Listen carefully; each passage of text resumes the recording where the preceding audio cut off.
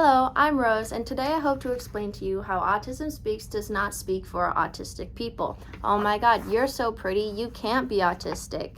Different versions of this mantra have been spoken to me ever since my diagnosis. Sadly, autism is a very misunderstood disorder, and even more sadly is that misinformation is often promoted by autism advocacy groups such as Autism Speaks. Since Autism Speaks is one of the first links that come up when you Google autism, I'm sure some of you may have heard or even believe some things that just aren't true. Today, I hope to share with you why Autism Speaks is an unjust nonprofit that doesn't deserve your money or trust due to their harmful beliefs, practices, and stances. So, what is autism spectrum disorder and what is Autism Speaks? Well, Autism Speaks states that their mission is to increase global understanding and acceptance of people with autism, being a catalyst for life-enhancing research breakthroughs, increase early childhood screening and timely intervention, improve the transition into adulthood, and ensure access to reliable information and services throughout the lifespan. All of these things sound good, however, I believe that actions prove stronger than words. So autism spectrum disorder is not a disease. It is a neurotype. So people often refer to people as neurodivergent or neurotypical. Neurotypical is just your average run-of-the-mill person. Neurodivergent is people with ADHD or autism. Our wires just run differently. We just view the world differently. So the spectrum consists of things like anxiety, noise sensitivity, social difficulty, abnormal speech, abnormal posture, depression, and difficulty with eye contact. Now, this is not all of them, but these things are different for each individual autistic person, and they can even change for that person throughout their lifetime. People with autism are often labeled as high functioning or low functioning, but that really only applies when speaking to how we affect neurotypicals. Like someone who is high functioning might not need a lot of help throughout the day, but they still are severely internally struggling, and people don't see the need for accommodations just because we don't make it a problem for neurotypicals. It's something that they can easily just ignore. Autism Speaks still uses the term Asperger's to describe someone who is high functioning. Now, this just shows that they don't listen to the autism community at all, because we haven't used that term in a long time because it was coined by a Nazi who tortured autistic people. Not something that you should promote.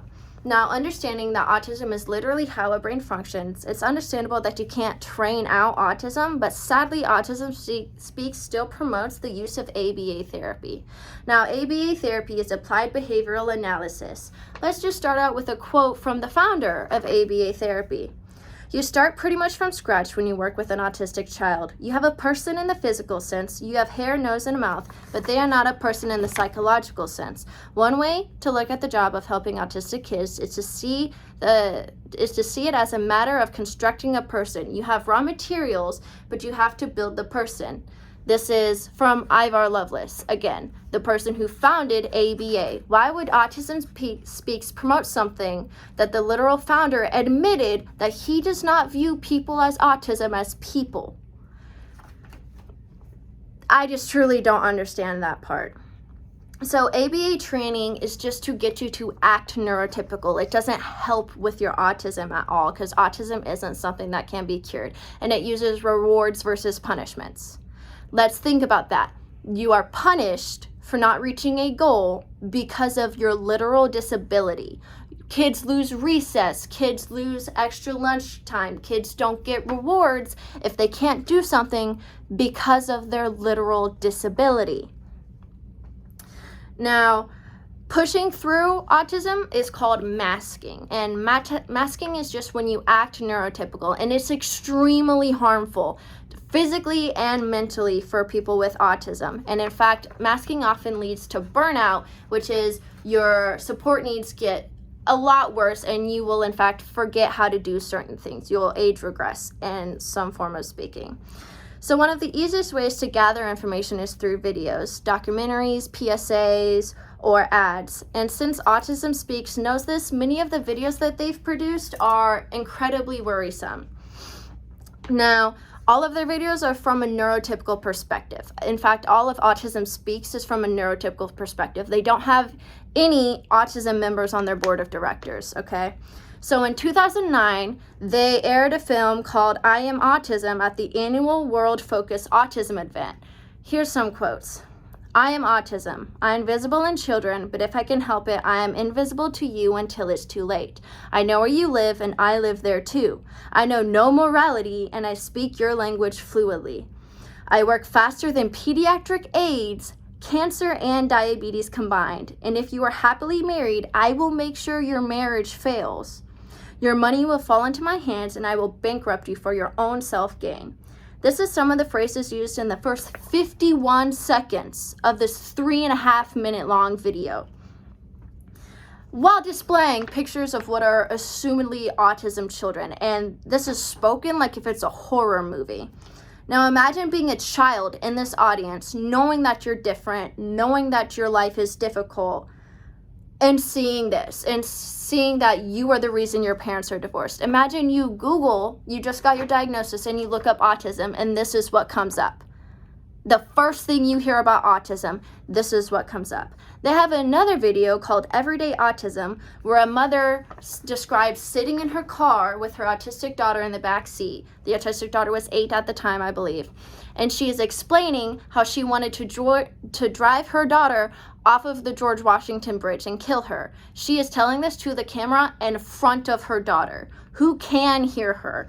Now, this is often something that Autism Speaks does, where they think just because a child is nonverbal that means that they cannot hear you. We hear everything. Whether you're nonverbal or not, you understand the words being said to you. So this mother said in front of her child that she thought about killing her child, and in Autism Speaks just promoted that. Now, autism isn't easy, and we in no way say that it is, but to say that it is this destitute thing that you will never fix and you will never be able to deal with normally is just monstrous.